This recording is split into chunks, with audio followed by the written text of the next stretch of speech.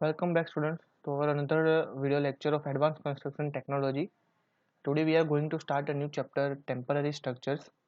तो temporary structure के अंदर हम बात करेंगे फॉर्मवर्क, सेंटरिंग, स्लिप फॉर्मवर्क वगैरह के बारे में. तो without wasting any time let's start.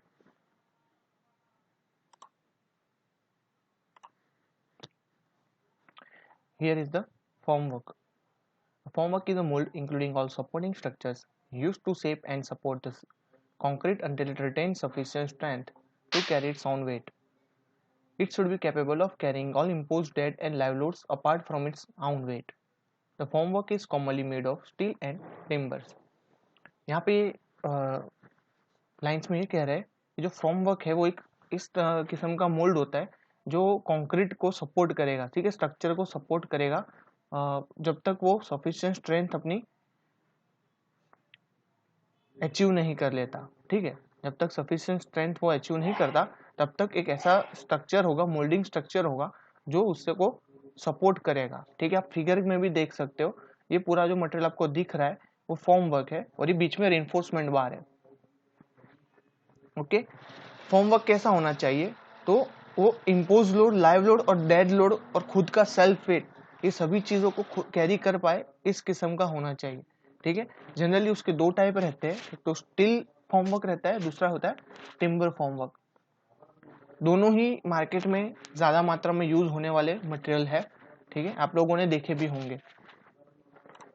दोनों की फिगर में दिखा देता हूँ. आप अभी जो आप स्क्रीन पे देख रहे हो वो टिम्बर फॉर्मवर्क का एग्जाम्पल है.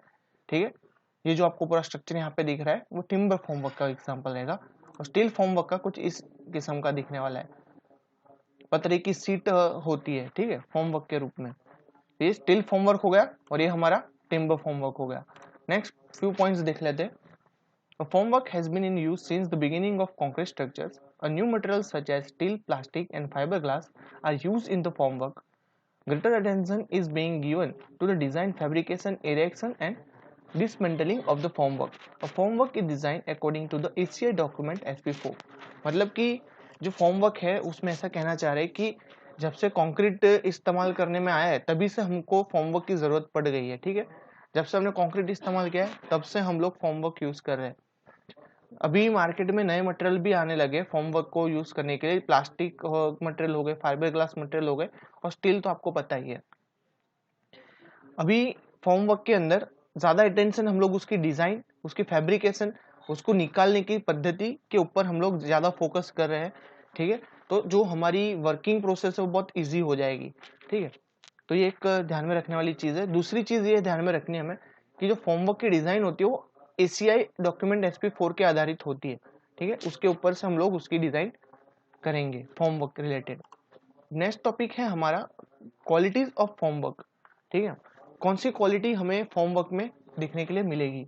तो it should be water tight, obviously. It should be strong, it can be reusable, its contact surface should be uniform and it should be according to the size of member. सबसे पहली चीज तो ये कि वो obviously water tight होना चाहिए, वरना जो हम लोग कंक्रीट बनाएंगे, कंक्रीट के आपको पता ही है मेन कंटेंट क्या होता है उसमें, वाटर सीमेंट रेशियो, उसके अंदर वाटर होगा ही. ठीक है, अगर हमारा फॉर्मवर्क वाटर टाइट नहीं होगा तो जब भी पानी लीच आउट हो जाएगा, ठीक है, और कंक्रीट को स्टेबलाइज नहीं कर पाएगा वो, तो प्रॉपर जो स्ट्रेंथ हमें कंक्रीट में मिलनी चाहिए वो नहीं मिल पाएगी और शायद वो बाइंड भी ना हो पाए. राइट, एंड ऑब्वियसली अच्छे क्वालिटी का स्टैंडर्ड और स्ट्रॉन्ग मटेरियल होना चाहिए फॉर्मवर्क में. अगर ऐसा ही ना हो कि हमने जिसके ऊपर रेस्ट करने के लिए मटेरियल यूज किया है, मतलब कंक्रीट को रेस्ट करने के लिए हम फॉर्मवर्क यूज करें पर फॉर्मवर्क में स्ट्रेंथ ना हो, ठीक है, वही टूट जाए, ऐसा बिल्कुल नहीं होना चाहिए. ठीक है, तीसरी चीज, फॉर्मवर्क हमें ऐसा लेना चाहिए कि जो हम बार बार उसको यूज कर पाए. ठीक है, एक बार यूज करके फेंक देने वाली चीज होगी तो हमें बहुत ही कॉस्टली पड़ने वाली है. तो हम उसको लगातार यूज कर पाए उस किस्म का हमें लेना चाहिए. फोर्थ वन, कि जो उसकी सरफेस होगी वो हमें यूनिफॉर्म रहनी चाहिए, अनड्यूअल नहीं होनी चाहिए. मतलब अनड्यूअल मतलब अनइवन नहीं होनी चाहिए. ठीक है, समतल सपाटी हमें मिलनी चाहिए जो उसके कॉन्टेक्ट एरिया है कंक्रीट और फॉर्मवर्क का, वहां पे. वरना क्या होगा कि हमारा जो बीम और कॉलम है वो एस्थेटिक लुक हमें प्रोवाइड नहीं कर पाएगा और इन सम केस वो हमें एक्सपोज भी हो सकते हैं. ठीक है, जो रेनफोर्समेंट बार है वो कंक्रीट में से एक्सपोज भी हो सकता है अगर अनइवन सरफेस रहेगी फॉर्मवर्क की तो. क्लियर. एंड लास्ट चीज है हमारी पास कि जो मेंबर की साइज है उसके हिसाब से ही हमें फॉर्मवर्क बनाना पड़ेगा। ओके, अब हमारा जो मेंबर है उसकी, अब कॉलम की बात कर लूँ मैं, ठीक है, कॉलम की विड्थ ही हमारी 50 सेंटीमीटर है और हमारा फॉर्मवर्क 80 सेंटीमीटर का हो, तो हम उसको प्रॉपरली यूज नहीं कर पाएंगे। क्लियर? या फिर 50 सेंटीमीटर का कॉलम है और हमें यूज करना पड़ रहा है 40 सेंटीमीटर का, तो कैसे फिट होगा? क्लियर? तो उसके लिए प्रॉपर साइज होनी आवश्यक रहेगी। नेक्स्ट है रिक्वायरमेंट ऑफ फॉर्मवर्क। कहाँ पे जरूरत पड़ेगी, क्यों जरूरत पड़ेगी? Material should be cheap and reusable. ठीक है, फॉर्मवर्क में क्या रिक्वायरमेंट्स होनी चाहिए? तो material should be cheap and reusable. First of all हमने आगे भी देखा, ठीक है, चीप और रीयूजेबल होनी चाहिए। It should B practically waterproof so that it should not absorb water from the concrete. ठीक है, वो इट्सेल्फ वाटरप्रूफ होना चाहिए। ऐसा ना हो कि जो वाटर सीमेंट रेशियो हमने कंक्रीट को सेट करने के लिए चूज किया है कंसिस्टेंसी लिमिट पे, या फिर प्रॉपर वर्केबिलिटी अचीव करने के लिए जो हमने वाटर सीमेंट रेशियो लिया है, वो वाटर सीमेंट रेशियो अपना फॉर्म वर्क ही ना एब्जॉर्ब कर ले। ठीक है, ये ध्यान में रखना है। दूसरी चीज, swelling and shrinkage should be minimum. जो हमारा फॉर्म वर्क है उसका स्वेलिंग एंड श्रिंकेज नहीं होना चाहिए। ओके, बहुत ही कम मात्रा में होना चाहिए। अगर हम टिम्बर होमवर्क की बात करें तो उसमें बहुत ही कम मात्रा में होना चाहिए, उस टाइप का हमें टिम्बर सिलेक्ट करना पड़ेगा, वरना हमें उसके अंदर एक्सपांशन जो मतलब देखने के लिए मिल जाएगा कॉलम में, और हमको क्या मतलब डिस्ट्रेसेस उसके अंदर देखने के लिए मिल जाए ऑब्वियसली। ठीक है, strong enough to withstand all external forces. ठीक है, उतना मजबूत होना चाहिए कि वो एक्सटर्नल फोर्सेस को कैरी कर पाए। और डिफ्लेक्शन शुड बी मिनिमम, उसमें अंदर कोई भी डिफ्लेक्शन हमें देखने के लिए नहीं मिलना चाहिए। Surface should be smooth and afford easy stripping. आगे हमने बताया आपको गुड क्वालिटी के बारे, क्वालिटी के अंदर जब बताया तभी बोला था कि जो सरफेस होती है वो स्मूथ और स्ट्रिपिंग एफोर्ड इजीली स्ट्रिप हो पाए ऐसी होनी चाहिए ऑब्वियसली, और वो एक लाइट वेट मटेरियल होना चाहिए, तो हम क्या उसको एक जगह से दूसरी जगह इजीली कैरी कर पाए। Then joints should be stiff so that the lateral deformation and leak is minimum। जो joints हो वो stiff होने चाहिए, ठीक है, प्रॉपर होने चाहिए, लीक प्रूफ होने चाहिए। ये है उसके रिक्वायरमेंट्स। नाउ बात करते हैं 3 स्टेजेस इन प्रोसेस। उसकी प्रोसेस की बात करते हैं, फॉर्म वर्क के प्रोसेस की बात कर रहा हूं मैं। 3 प्रोसेस है। सबसे पहले असेंबली एंड इरेक्शन। ठीक है, उसके बाद असेंबली एंड इरेक्शन मतलब उसको प्लेस करना। ठीक है, फिटिंग और प्लेसिंग करना, उसको हम असेंबली और इरेक्शन कहेंगे। उसके बाद आता है कंक्रीट प्लेसमेंट। क्लियर? उसके बाद हम उसके अंदर कंक्रीट फिलअप करेंगे। आपको यहाँ पे इमेज में दिख रहा है, ठीक है, यहाँ पे उसका असेंबली इरेक्शन हो गया, रेनफोर्समेंट प्रोवाइड कर दिए है। अब इसके अंदर हम क्या करेंगे, कंक्रीट फिलअप करेंगे यहाँ से। ठीक है, जब तक ये पूरा फिल ना हो जाए, फिर उसको रहने देंगे कुछ दिन के लिए यहाँ पे, जब तक कि हमारा जो मटेरियल है यहाँ पे वो स्टेबिलाईज ना हो जाए तब तक। उसके बाद उसको निकाल देंगे। अगेन ऊपर ऐसे स्टेप बाय स्टेप अचीव करते रहेंगे हम। ठीक है, थर्ड स्टेज होता है stripping and dismantling. Stripping and dismantling मतलब वापस उसको निकाल देना। ठीक है, जैसे ही स्टेबिलाईज हो जाए, अंदर का मटेरियल हार्ड हो जाए, सेट हो जाए, तो वैसे ही हमें उसको निकाल देना है। ठीक है, विदाउट इसको तोड़े बिना, उस तरीके से हम उसको डिजाइन करना है। नेक्स्ट बात करते हैं formwork detail for different structure members. ठीक है, इन concrete construction formwork is commonly provide for the following structure member, wall, column, slab, beams and stats. ठीक है, फॉर्मवर्क कहाँ पे यूज होगा, कौन सा स्ट्रक्चर मेंबर पे यूज होगा उसके बारे में बताएं। यहाँ पे वॉल के ऊपर हो सकता है, beam, column, slab, stats etcetera, जितने भी स्ट्रक्चर मेंबर है, जहाँ जहाँ पे कंक्रीट आएगा वहां पे हमें इसका इस्तेमाल करना रहेगा। सबसे पहले हम देखते हैं फॉर्मवर्क फॉर द वॉल। ये फिगर आप लोगों ने सभी ने सीट के अंदर ड्रॉ भी की हुई है। ठीक है, वर्टिकल पोस्ट, ये जो बीच में उसको कनेक्ट करते हैं उसको हम ट्रस कहते हैं। ठीक है, और ये जो हॉरिजॉन्टल मेंबर्स है उसको हम क्या कहते हैं, वेजिस कहते हैं। वेजिस को सपोर्ट करने के लिए हम लोग जो रैकर्स होते हैं उसको स्टेक के साथ कनेक्टेड करते हैं। ठीक है, ये जो इंक्लाइन डायरेक्शन में है वो रैकर्स है, और ये जो आपको दिख रही है वो सब वेजिस है। ठीक है, हॉरिजॉन्टल, और वर्टिकल है वर्टिकल पोस्ट कहते हैं इसको। ये जो वर्टिकल लाइन है वो vertical post, horizontal line is wedges. ठीक है, ये जितनी भी हॉरिजॉन्टल है वो, और ये जो इंक्लाइन दिख रही है उसको हम रैकर्स कहते हैं, और वो सब कनेक्टेड रहता है जमीन के अंदर जो हमने स्टेक्स ड्रिवन किया होता है उसके साथ। क्लियर? तो ये था फॉर्मवर्क वॉल का। ठीक है, ये बीच में जगह रहेगी, यहाँ पे हम फिलिंग कर देंगे कंक्रीट का। अब बात करते हैं हम लोग, it consist of timber sheeting, vertical post, horizontal members, rakers, stakes and wedges, जो मैंने आपको यहाँ पे दिखा है।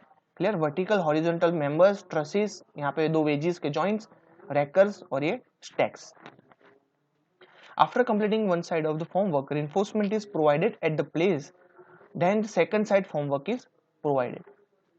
ठीक है, यहाँ पे एक साइड का हम फॉर्मवर्क प्रोवाइड कर देंगे, उसके बाद उसके अंदर रेनफोर्समेंट प्रोवाइड कर देंगे और उसके बाद ये जो दूसरी साइड का फॉर्मवर्क है वो हम प्लेस करेंगे. इस हिसाब से हम उसका कंस्ट्रक्शन करते हैं. तो ये तो बात हो गई वॉल के कंस्ट्रक्शन की, फॉर्मवर्क की.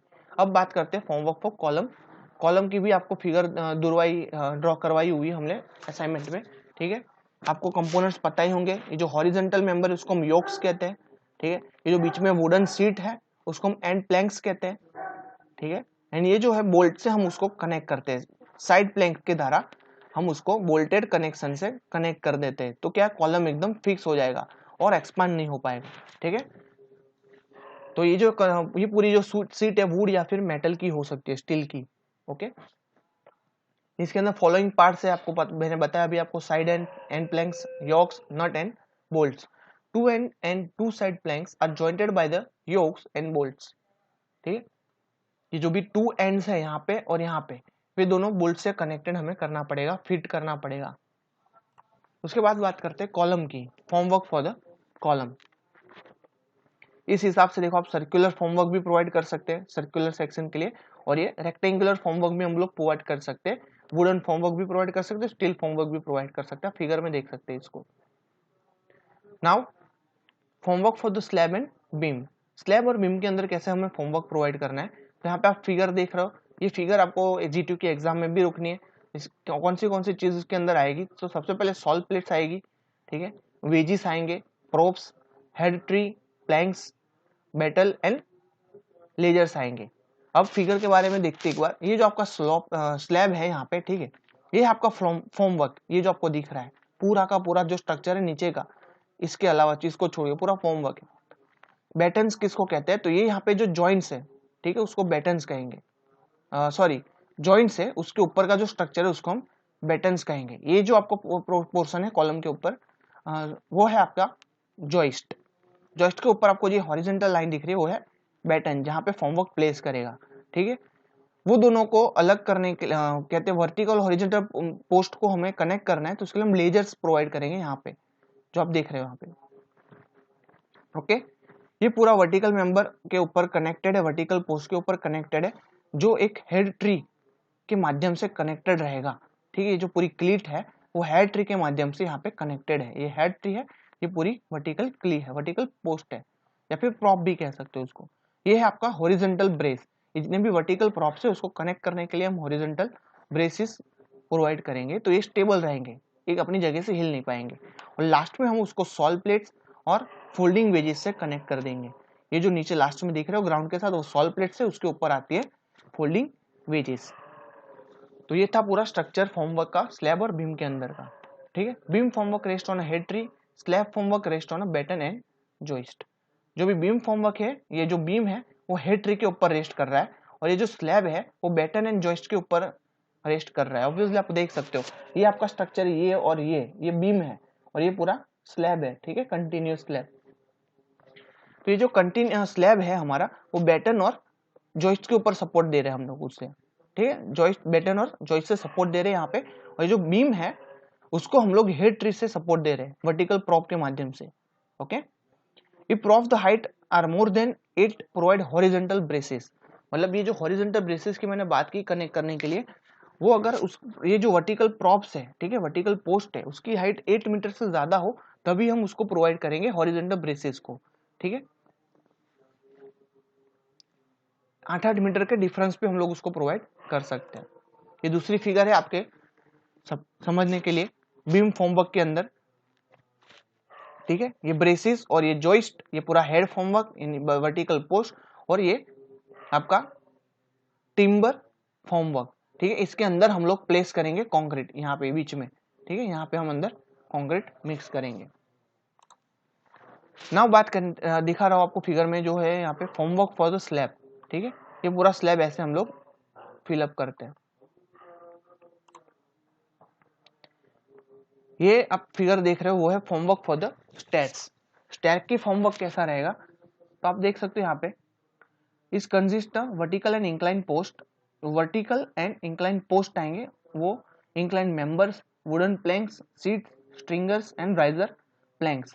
राइजर प्लैंक्स मतलब ये दोनों के बीच में जो होते हैं वो राइजर प्लैंक्स कहलाते हैं, ठीक है। इस साइड में जो हमें उसकी थिकनेस देनी है स्टेयर्स की, वहां पे स्ट्रिंगर्स आएंगे, ठीक है। ये है वर्टिकल सपोर्ट्स, ये वर्टिकल पोस्ट है, और इंक्लाइन ये रही इंक्लाइन पोस्ट, ठीक है।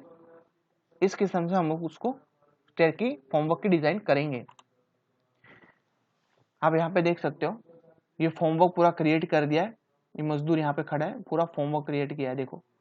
उसके बाद हम यहाँ पे कंक्रीट फिलअप कर देंगे, और जैसे वो सेट हो जाएगा फॉर्मवर्क हमको रिमूव कर देना है। बेसमेंट का फॉर्म यहाँ पे स्टेयरकेस दी है बेसमेंट के अंदर जाने के लिए, ओके। यहाँ पे दूसरी फिगर है, उसके अंदर देख सकते हो आप हैंगर्स जो वर्टिकल दिख रहे हैं आपको, स्टिफनर्स, ठीक है, ये स्ट्रिंग्स थिकनेस की प्रोवाइड करने के लिए, ये बीच में जो प्लेट्स है वो राइजर्स है, ठीक है, ये वाली। ये फॉर्मवर्क रहेगा, स्पाइरल स्टेयर्स के लिए फॉर्मवर्क इस किस्म का रहता है, ठीक है। ऐसा हम उसको वुडन ब्लॉक से फॉर्मवर्क प्रोवाइड कर देंगे, उसके बाद ये ऐसा दिखेगा हमें। नाउ बात कर रहे हैं फॉर्मवर्क की, बात कर ली हमने, समझ लिया। अब उसको निकालने की पद्धति के बारे में समझते हैं, रिमूवल ऑफ फॉर्मवर्क के बारे में समझते हैं। Time of formwork removal depends on the following factor. पहला तो है टाइप ऑफ सीमेंट, दूसरा है रेशियो ऑफ कंक्रीट मिक्स, मतलब जो मिक्स डिजाइन करेंगे कंक्रीट की, और थर्ड चीज है वेदर कंडीशन के बारे में। सबसे पहले टाइप ऑफ सीमेंट की बात करें तो हम चेक करेंगे कि rapid hardening cement require lesser time as compare to ordinary Portland cement. Clear? जो रैपिड हार्डनिंग सीमेंट है वो फटाफट सेट हो जाता है, आपको पता है, जबकि ओपीसी होता है उसका इनिशियल सेटिंग टाइम 30 मिनट और फाइनल सेटिंग टाइम 600 मिनट, मतलब 10 आवर्स होता है। जबकि रैपिड हार्डनिंग सीमेंट 2-3 घंटे में ही सेट हो जाता है, ठीक है, उससे भी कम समय में सेट हो जाता है। उसका फाइनल सेटिंग टाइम की बात कर रहा हूँ मैं, 1-2 घंटे में फाइनल सेटिंग टाइम हमें मिल जाएगा, तो जल्दी से हम उसको निकाल सकते हैं। दूसरी चीज है रेशियो ऑफ सीमेंट मिक्स और concrete mix, sorry, rich ratio concrete gain strength earlier as compare to weak ratio concrete, ठीक है।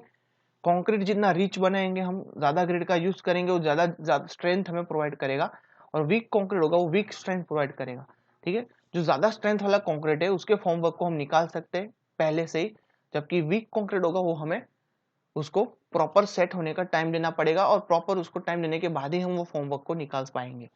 और थर्ड चीज लास्ट है वेदर कंडीशन।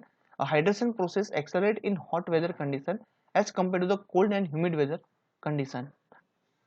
वेदर कंडीशन कैसे उसके ऊपर अफेक्ट करेगी, जैसे हीट ऑफ हाइड्रेशन जो है, जितना जल्दी हीट ऑफ हाइड्रेशन प्रोसेस हो जाती है प्रॉपर मैनर में, उतनी ज्यादा स्ट्रेंथ हमें कंक्रीट के अंदर देखने के लिए मिल जाती है।